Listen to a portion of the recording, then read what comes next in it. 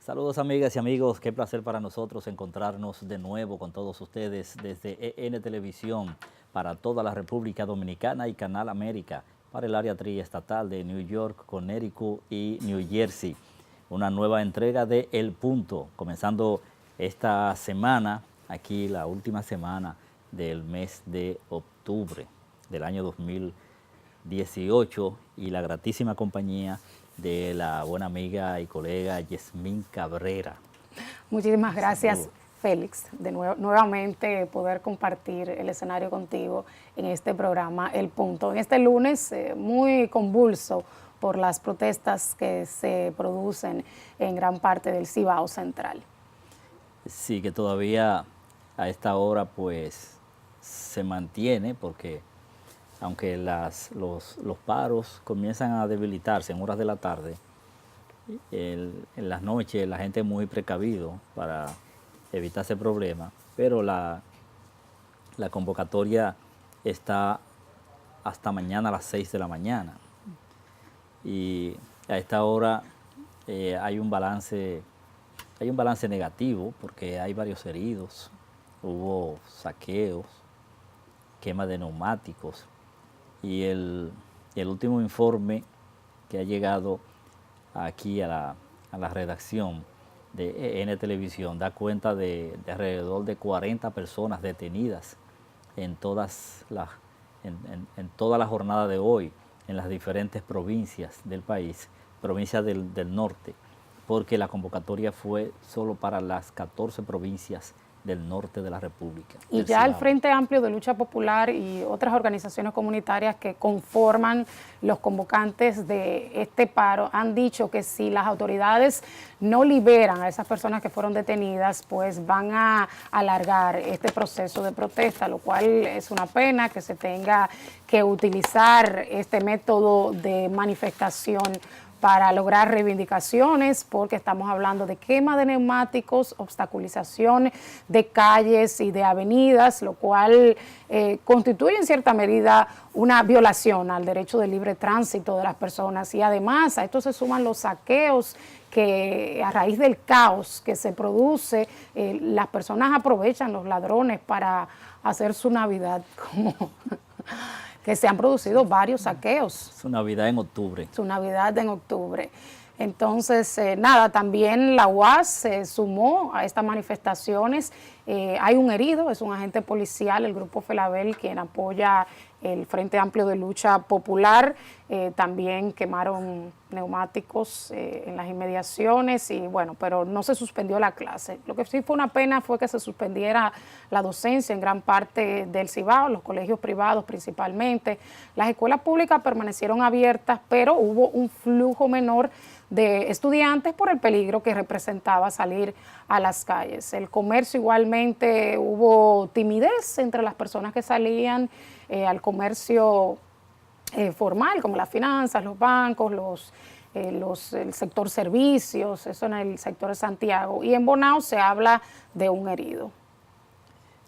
Sí, tú sabes que esos movimientos huelguísticos siempre degeneran en acciones de violencia y por más que los organizadores digan que es un paro pacífico, pues ahí lo vemos, que no es así, no es pacífico.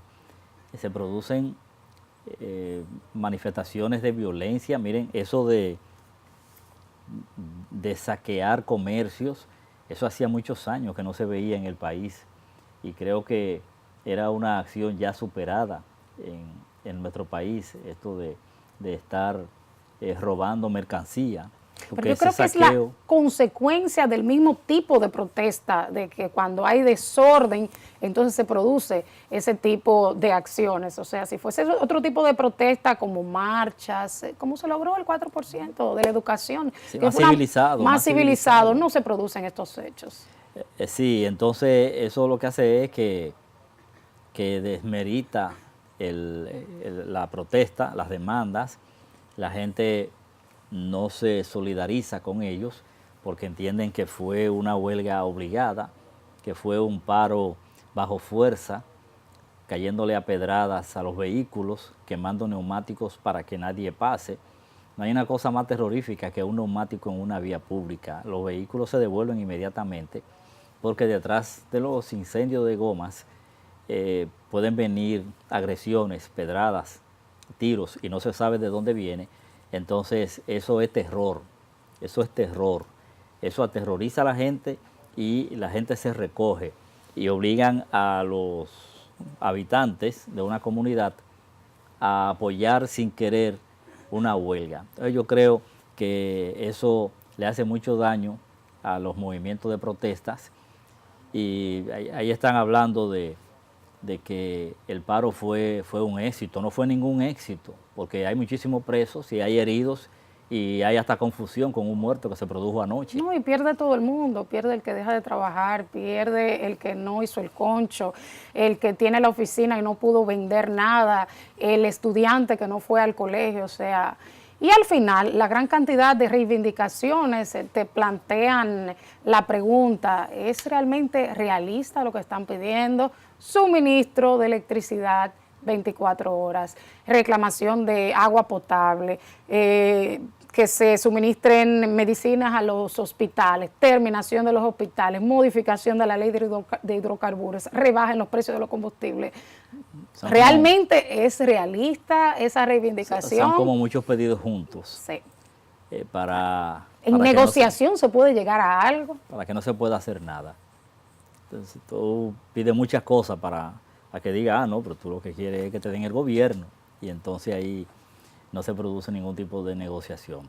Bueno, ojalá que mañana la situación se normalice, que todo vuelva a su lugar y que los protestantes busquen otros métodos de protesta, porque ya se ha demostrado aquí que hay protestas pacíficas que dan los resultados que se requieren y que no es necesario acudir a esas movilizaciones que además la politizan al incluir en una de las demandas el que el presidente Medina renuncie también.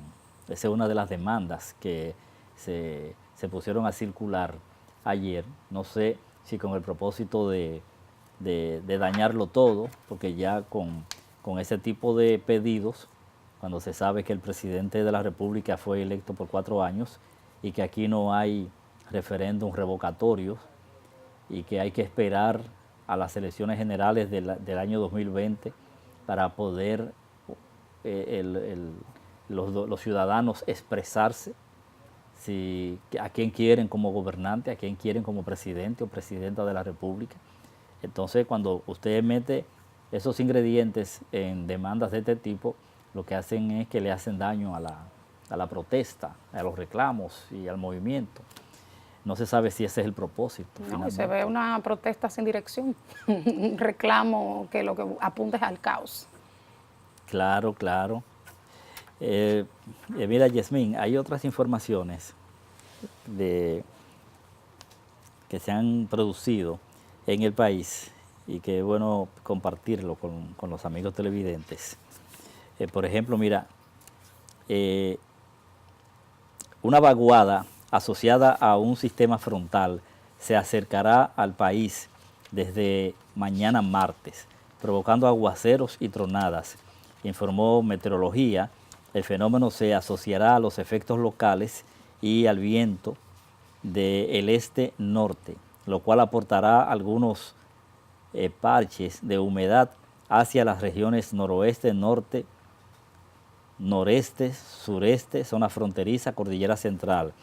El organismo dice que en las demás regiones de la República habrá un cielo con nubes dispersas y escasas precipitaciones, pero dice que este lunes las condiciones están dominadas por una circulación de alta presión en los niveles medios y altos de la atmósfera, lo que provoca un ambiente sobre el territorio dominicano de precipitaciones escasas en gran parte del país, prevaleciendo un cielo con nubes dispersas a medios nublados.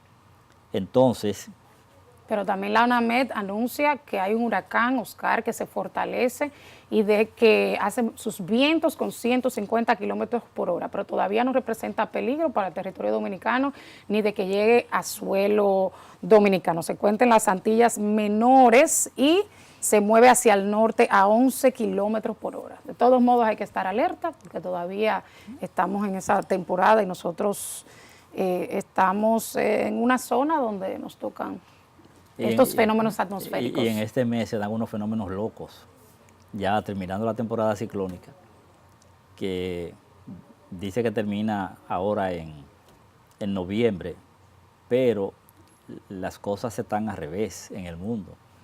Y uno no sabe si unos días después de que termine la temporada ciclónica aparezca alguien que esté escondido por ahí y haga muchísimos desórdenes. Por eso hay que mantenerse alerta.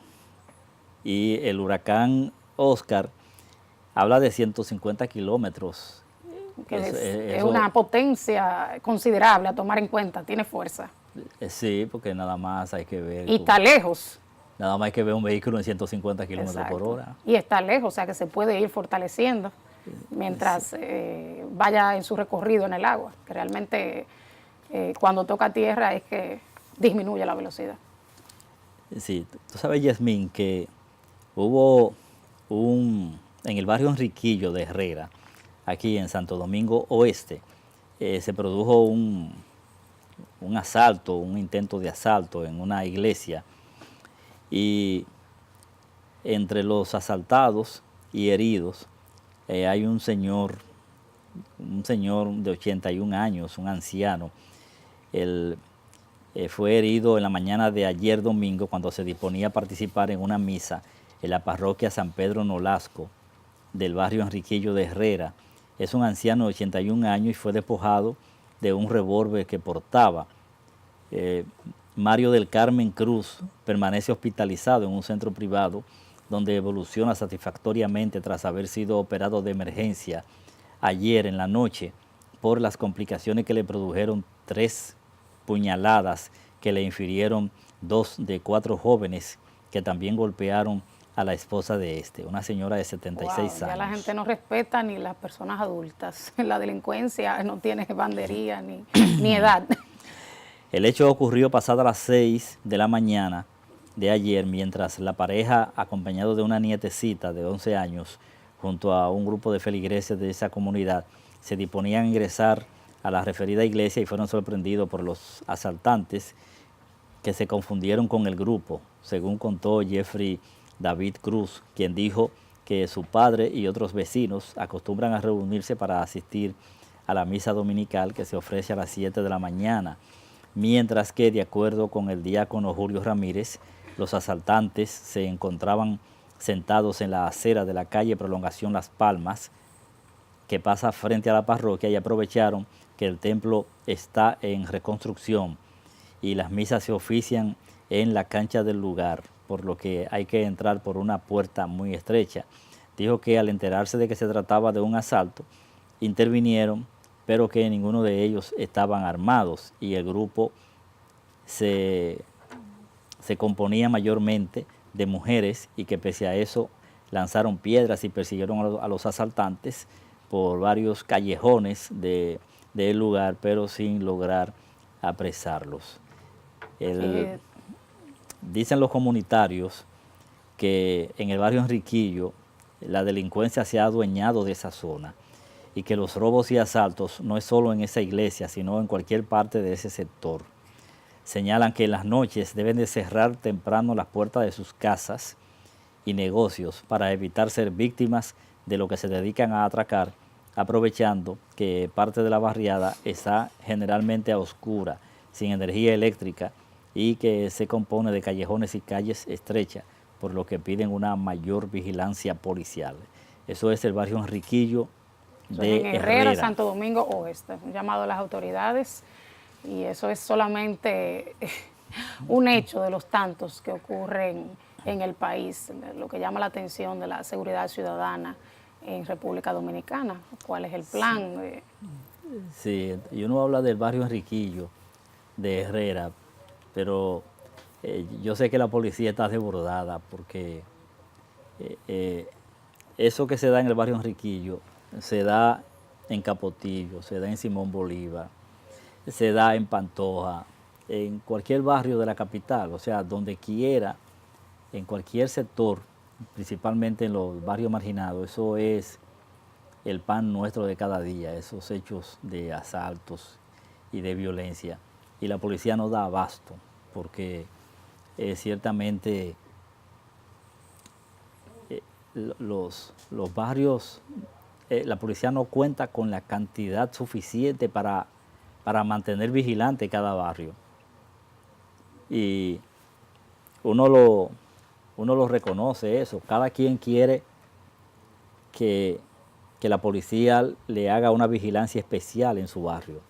Pero ciertamente el cuerpo del orden no da abasto porque la delincuencia se ha desbordado. La delincuencia se ha salido de la mano de las autoridades y prácticamente la policía está solo para reaccionar. Yo entiendo que también la delincuencia se debe abordar desde un punto de vista multifactorial, o sea, no desde el punto de vista punitivo, restrictivo, sino también preventivo, porque cada vez vemos más jóvenes que son delincuentes, o sea, agarran a uno, pero viene una nueva generación que germina, que es delincuente en los barrios. O sea, yo creo que hay que hacer más énfasis en estos jóvenes que están creciendo. Sí, tú sabes que ese es un clamor de décadas, que si se hubiese hecho décadas atrás, hoy no estuviéramos estas consecuencias. Pero tradicionalmente los gobiernos solo tienen reacciones represivas y reaccionan ante los hechos, pero no hay prevención. Al no haber prevención, pues tienen que estar actuando siempre detrás de los delincuentes, detrás de los hechos que se van produciendo. Y la policía se vanagloria diciendo que es muy efectiva esclareciendo crímenes y apresando culpables de hechos que se producen y que consternan a la sociedad. Pero ojalá que no haya necesidad de hacer esos alardes de efectividad en cuanto a apresamientos de los culpables. Y cuando se ven los niveles de reincidencia, entonces ahí vemos que también tenemos un problema como sociedad. O sea, estamos apresando, salen y vuelven a cometer los mismos delitos. O sea, hay algo en el sistema que obliga a tomar medidas más allá del apresamiento y las mismas prisiones. En vez de ser lugares que castiguen, deben ser lugares que rehabiliten. Así son las prisiones en los países nórdicos. Inclusive el prisionero dura un tiempo fuera haciendo labores y son, o sea, la calidad de vida de ese prisionero les lleva a entender cómo insertarse de forma normal en la sociedad. O sea, aquí hay un tema también de falta de oportunidades para ese joven que ya fue apresado, que siente que su única salida es volver a delinquir. Sí, hay países como es el caso de Singapur, donde no hay cárcel, tienen otros métodos. Ellos creen que las personas se avergüenzan si a un acusado de robo o de asalto lo llevan al Parque Independencia de allá y le dan una pela delante de la gente, delante de todo el mundo, y entonces ya lo sueltan. Entonces eso es un escarnio, es una vergüenza, pero eso es para países donde la gente tiene vergüenza. No, porque es otro tipo de cultura. Indonesia es un país donde la mayoría de la población es musulmana. Entonces, si hablamos, por ejemplo, de los países asiáticos, son países que los padres, por ejemplo, piden perdón por los crímenes de los hijos. Eso pasa mucho en la televisión allá. Hay países, por ejemplo, que también las personas se suicidan cuando su honor está en juego. Entonces, culturalmente es muy distinto a lo que tenemos aquí. Aquí tenemos una población que ve muchos casos de justicia sin resolver y principalmente cuando hablamos de personas de cierta posición social. Aquí los jóvenes ven corrupción, ven narcotráfico, ven dinero fácil y piensan que el modo idóneo es esa vía fácil de buscar dinero. Los códigos que tenemos deben de tomar muy en cuenta el aspecto de las reincidencias, porque la reincidencia es un indicativo de que algo no funcionó en el interín y la persona tiene la oportunidad de volver a cometer los mismos errores. Y al cometer los mismos errores, a veces las consecuencias son mucho mayores, porque ya son profesionales del delito, de cometer robos, asaltos, robos electrónicos. Aquí hay muchos robos electrónicos que les roban a la gente a través de tarjeta de crédito. Y parecería como que muchos de esos integrantes de esas bandas tienen muchas complicidades en entidades bancarias y también en la Policía Nacional, porque muchas de esas personas viven como personas honorables. Y tú dices, ¿y qué trabajan? Entonces te digo, no solamente es falta de oportunidades en cuanto a empleo, sino también es un asunto de educación en valores que hace falta. Joven, tenemos que hacer una pausa, así que con el permiso de los amigos televidentes, regresamos luego de estos mensajes.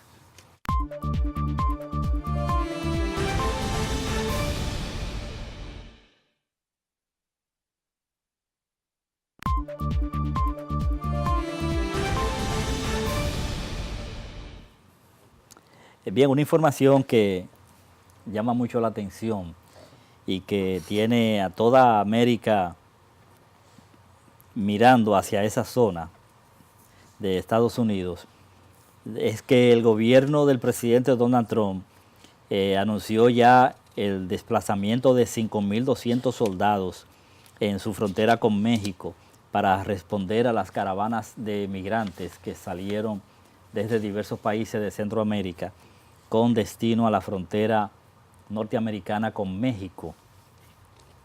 En una rueda de prensa, hoy el comandante del Mando Norte del Departamento de Defensa de los Estados Unidos, el general Terence J. Shaughnessy, dice que 800 militares ya van de camino hacia la frontera suroeste del país y aseguró que para finales de semana el número de efectivos será de más de 5.000. Vamos a endurecer la frontera, avisó. Explica que los militares llevarán a la frontera sus capacidades de planificación militar, así como 3 helicópteros destinados a transportar a los agentes fronterizos de un lugar a otro y materiales para levantar tiendas de campañas. Una ley estadounidense de 1878 prohíbe usar a los soldados en tareas de seguridad y orden público a nivel nacional. Por eso indicó el comandante militar que los militares se limitarán a apoyar a los agentes fronterizos de operaciones aéreas para detectar actividades ilegales, así como en labores mecánicas como reparación de vehículos, y también ofrecerá cuidados médicos a los inmigrantes que así lo necesiten.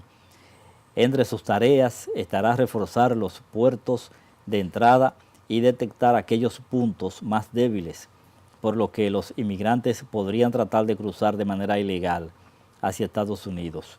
Los militares que se van a desplegar en los próximos días se suman a 2.100 efectivos de la Guardia Nacional, un cuerpo de reserva de las Fuerzas Armadas que se encuentran ya en la frontera sur desde abril debido a otra caravana de migrantes que en ese caso se inició en un recorrido por el sur de México. Además, la Oficina de Aduanas y Protección Fronteriza tiene otros 2.000 agentes listos para actuar, detalló el jefe de esa agencia durante la rueda de prensa. Unas 3.500 personas según cálculos de McLaren, integran ahora la primera caravana de migrantes que partió el 13 de octubre de San Pedro Sula, Honduras, con dirección a Estados Unidos y que actualmente marcha por México tras cruzar por Guatemala. Un segundo convoy, formado por 1.500 personas, cruzó a pie el río Suchiate, que separa a Guatemala de México, y en los próximos días se prevé la llegada a México de otra caravana de salvadoreños que este domingo abandonaron su país con intención de llegar al territorio de los Estados Unidos. Esa es la situación con relación... Se enfrentan a una gran caravana de personas. Ya también desde Estados Unidos dijeron que aceptaran la oferta que le hiciera el presidente de México, que ya le ofreció a estos grupos protección migratoria, asilo y autorización de trabajo. Sin embargo, dicen que solamente quieren pasar por México para poder llegar a su objetivo final, que es llegar hacia Estados Unidos, a buscar refugio, o sea, solicitud de asilo por la situación de violencia y pobreza, que viven violencia por las pandillas de estos 3 países, Guatemala, El Salvador y Honduras, países que viven una situación muy difícil. Según he leído muchas historias de madres, hay niños que se han ido solos, por ejemplo, que han vivido situaciones de pandillas que le piden dinero, que mujeres que han sido violadas, de jóvenes que han sido atrapados por las pandillas que no pueden salir. Según el derecho internacional, una vez llegado una persona a un país, el país está en obligación de escuchar su situación. Si al retornar puede tener una situación de violencia y no lo puede deportar por ello. Sin embargo, no creo que pase que Estados Unidos respete esta norma del derecho internacional, que no es obligatoria, por cierto. Sí, ellos van a tratar de ver cómo retienen a estas personas en México, principalmente, antes de que intenten continuar hacia los Estados Unidos, porque el gobierno norteamericano tiene en su contra y a favor de los inmigrantes que si las personas penetran al territorio norteamericano, ya no lo pueden deportar, sino que tienen que llevarlo ante un juez. El juez puede decidir deportarlo, perfecto, pero mientras eso ocurre, pasa un tiempo, pasan varios días. Si tienen familias que pueden accionar algún tipo de resorte legal, lo hacen, y también hay organizaciones no gubernamentales que su vida es proteger a los ilegales que ingresan al territorio norteamericano.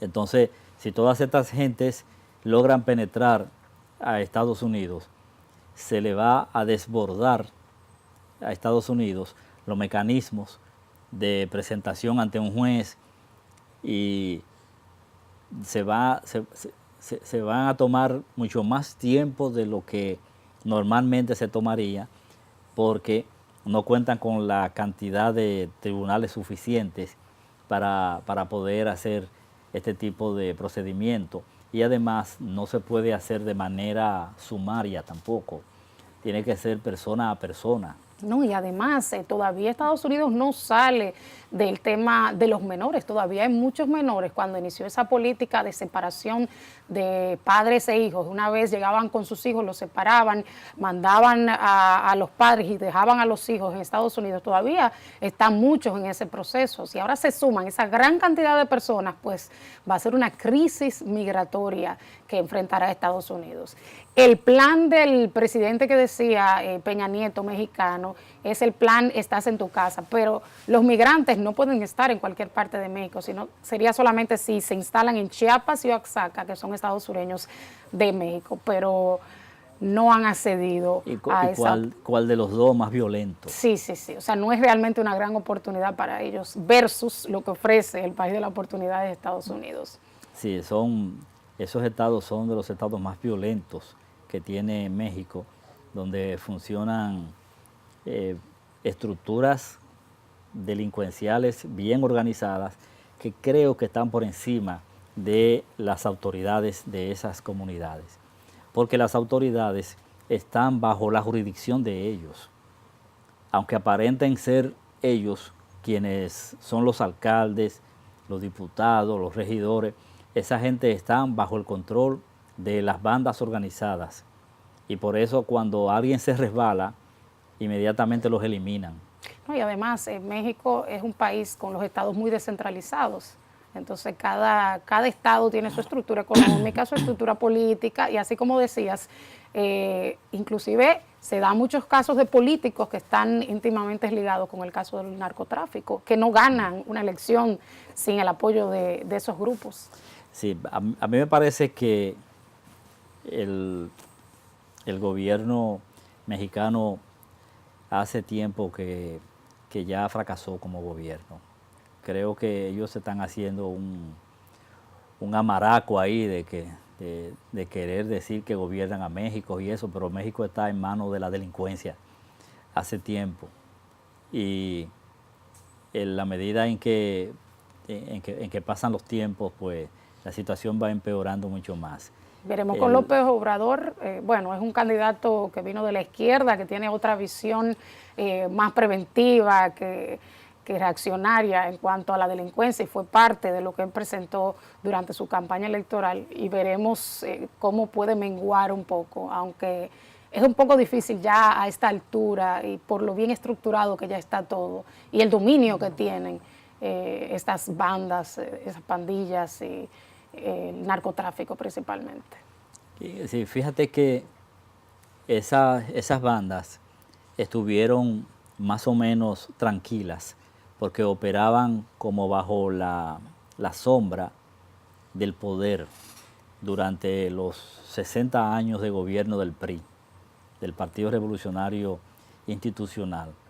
Cuando se produce el cambio de gobierno y gana las elecciones por primera vez fuera del PRI el presidente Vicente Fox, que a propósito está aquí en el país o estaba en el país recientemente.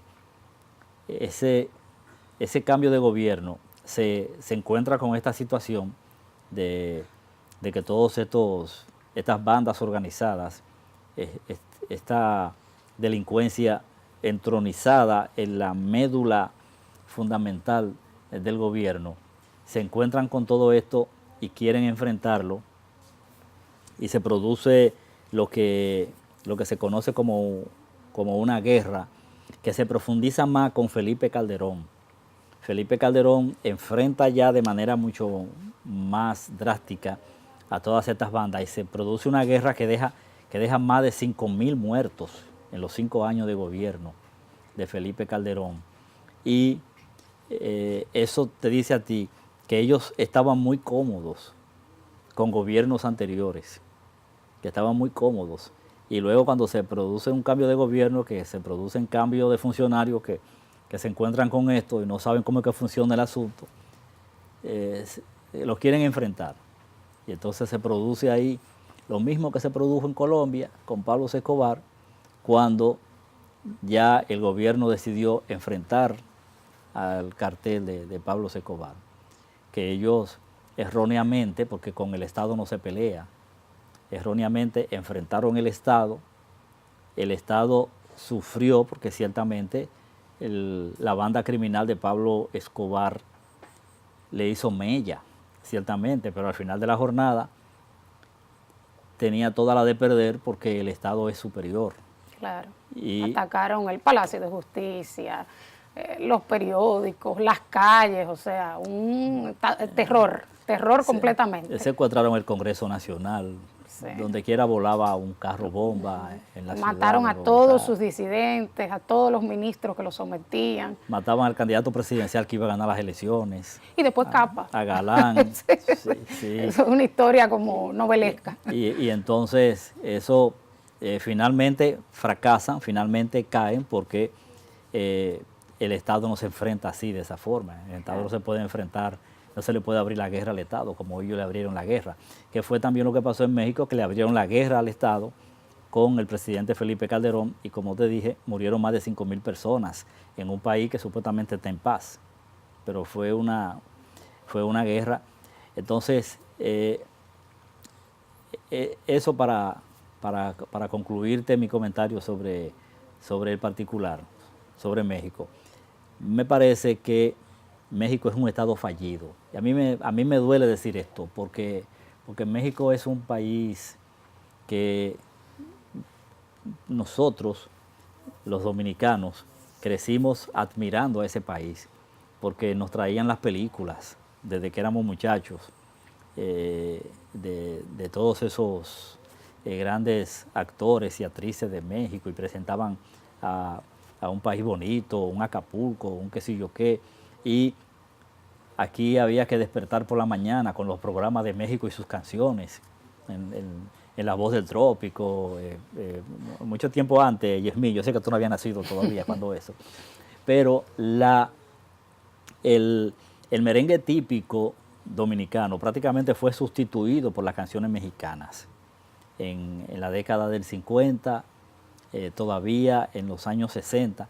Y entonces México era un país idilio para uno, y de repente nos encontramos con que es un gigante con pies de barro, y se ha desmoronado, o sea, donde la corrupción lo ha permeado todo, donde nadie está seguro, donde tú no sabes. Pero también hay zonas y hay estados, porque vuelvo y te reitero, está muy descentralizado. Hay Sí, estados que son seguros. pero en el DF, ahí que es la capital, ahí tú no sabes lo que te puede pasar.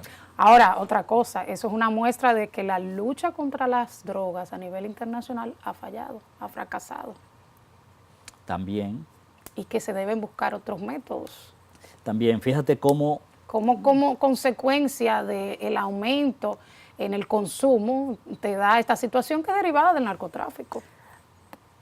pero fíjate que a México le ha tocado esa parte, porque está en la puerta de Estados Unidos. El mayor consumo se ve en Estados Unidos, exacto. Cuando vienen esos cargamentos de Sudamérica, tienen a México como su puerta de entrada. Fíjate que eso no pasa con el lado de Canadá. De ese lado no ocurre nada de eso. Ya Canadá legalizó la marihuana. Pero eso es Siendo chilata. el segundo país. Pero eso es chilata. Sí, la marihuana es el chilata. asunto eso de la marihuana y eso. Entonces, en México se te convierte en un país mucho más violento que los propios productores de la droga. Claro. Porque ahora mismo Colombia, que sigue siendo un productor importante, sigue siendo un productor pacífico y en bajo perfil. Bueno, ahora más que llegaron a acuerdos con la FARC, que dominaron una gran cantidad de ese negocio. Pero toda esa droga es para México que van. Es para México. Y México entonces tiene que cruzarla para el otro lado, porque México no hace nada con toda esa droga, sino que tiene que ir al mercado final, que son los Estados Unidos. Pero que todo eso traen otros hechos delictivos que no solamente es el asunto de la droga, porque los secuestros no tienen que ver con droga. El tráfico de personas, o sea, las bandas organizadas en México que trafican con personas, a veces te mueven mucho más dinero que cualquier cargamento de droga. Y los secuestros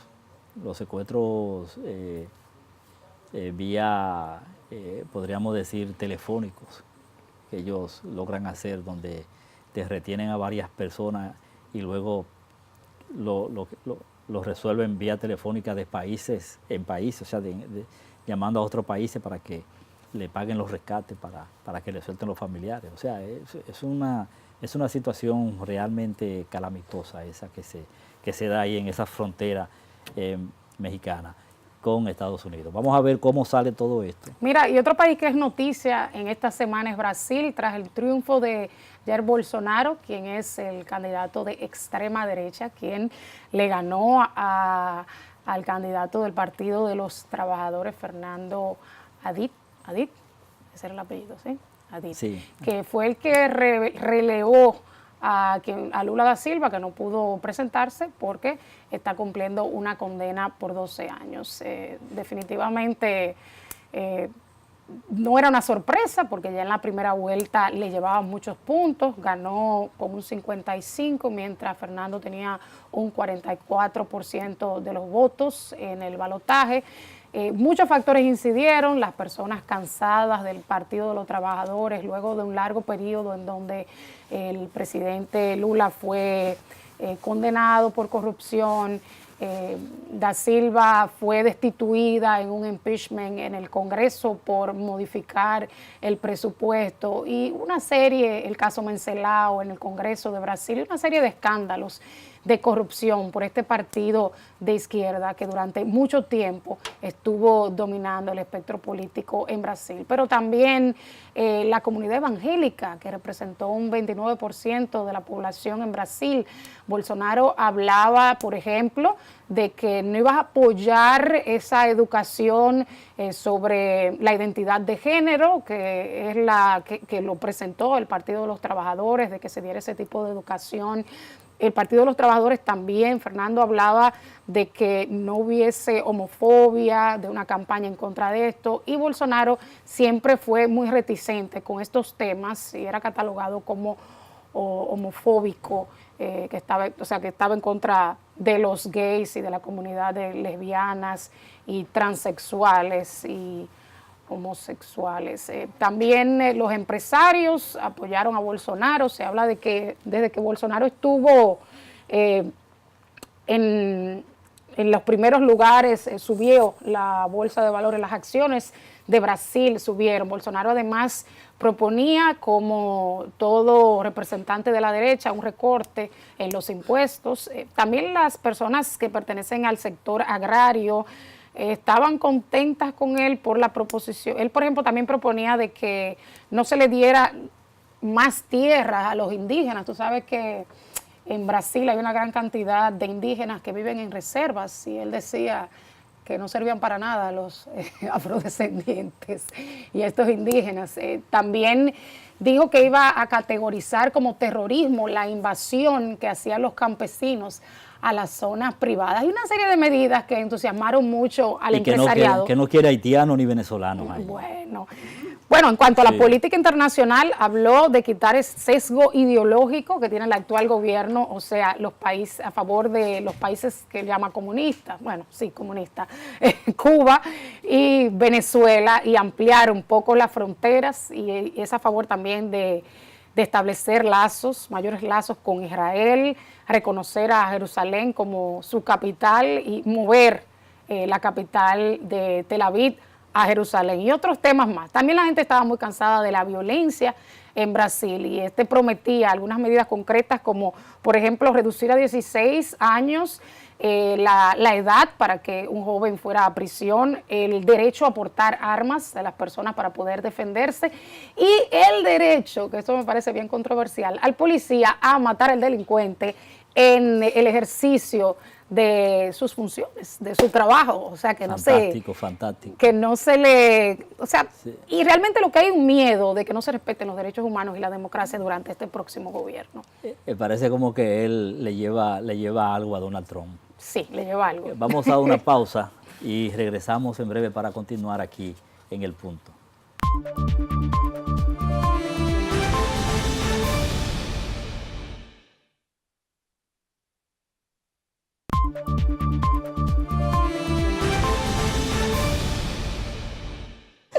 Bueno, aquí continuamos con el programa Fuera de Cámara y los muchachos se asustaron cuando vieron que una parte de la promesa del nuevo presidente de Brasil es que no quiere homosexuales en la calle.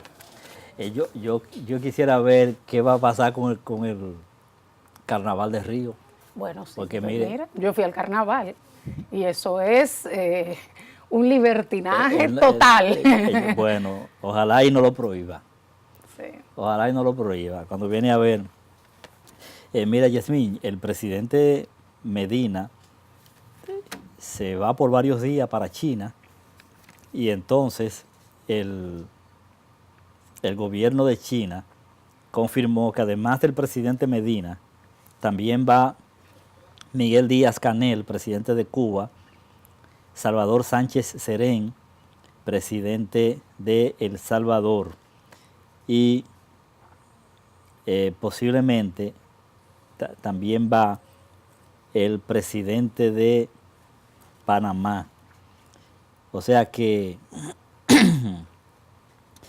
no es Juan Carlos Varela, presidente de Panamá, que no es un viaje exclusivo solo del presidente dominicano, lo cual había provocado muchísimas reacciones por parte principalmente del gobierno de los Estados Unidos. Y en Washington había provocado una serie de conjeturas sobre esa visita del jefe de Estado dominicano, que incluso me llama mucho la atención que una información fechada en Estados Unidos da cuenta de que la delegación del presidente Medina incluye a 15 periodistas en el viaje. Que esa es una información que la debe de ofrecer la presidencia de la República Dominicana. Pero inclusive yo no entiendo por qué se sorprenden. Eso es un acto normal dentro de países que establecen relaciones que el presidente vaya a visitar, y principalmente si se va a abrir la embajada dominicana allá en China. O sea, no creo que debe ser un objeto de sorpresa ni de cuestionamiento. Sí, me llama la atención que sea desde el exterior que se anuncie la comitiva, cuando es algo que debe de hacerse desde aquí.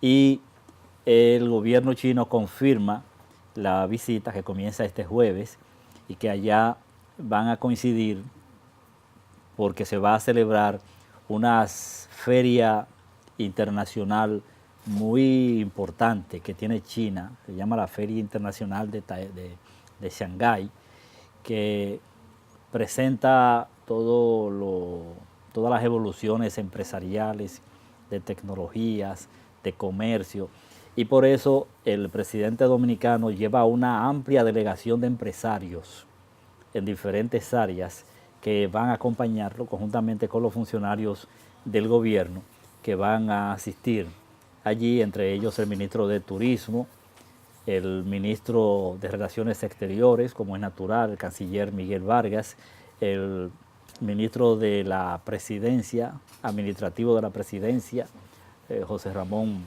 Peralta, entre otros. Es una delegación bastante amplia que busca sacarle el mayor provecho posible a esa visita, la primera que hace un jefe de Estado de República Dominicana a la República Popular China o a la China comunista. Hay que recordar que las relaciones de República Dominicana con la China Popular se produjo hace varios meses y que esto se lleva a cabo como fruto de una ruptura con la República China en Taiwán, que es un país de unos 20 millones de habitantes, más pequeño que la República Dominicana, 32.000 kilómetros cuadrados aproximadamente. La China roja tiene 1.400 millones de habitantes, tiene como 900 idiomas, es una superpotencia.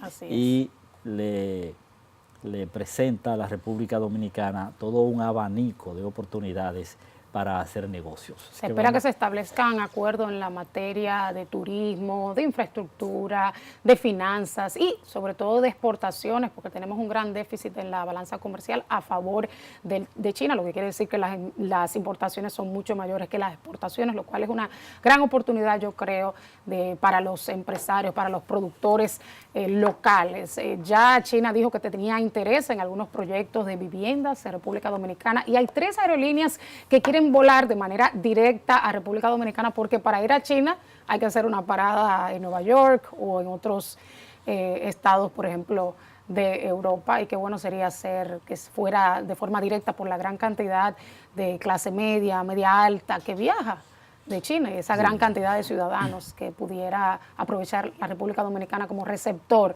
de ese turismo. Sí, hay que buscar la forma de facilitar los vuelos, facilitarlo para que no sean tan incómodos. Que duran demasiadas horas, es muy incómodo, hay que durar una noche en Nueva York o si no, muchísimo en el aeropuerto. Bueno, Yasmín, se nos terminó el tiempo, vamos a agradecerles a todos los amigos televidentes su atención, la invitación para que mañana nos encontremos de nuevo aquí a la hora de costumbre por EN Televisión y Canal América para Estados Unidos en una nueva entrega del programa El Punto. Así que será hasta mañana.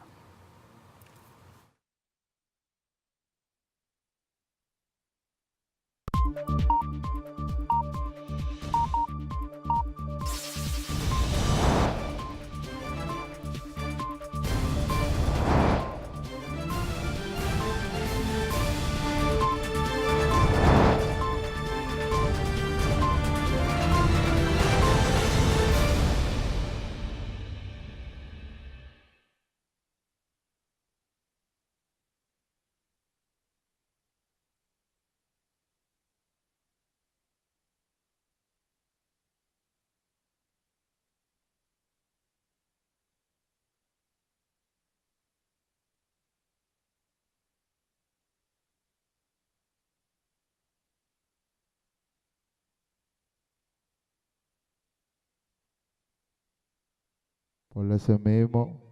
Por ese mismo. Tineo, tineo, tineo, tineo, tineo, tineo. Tineo.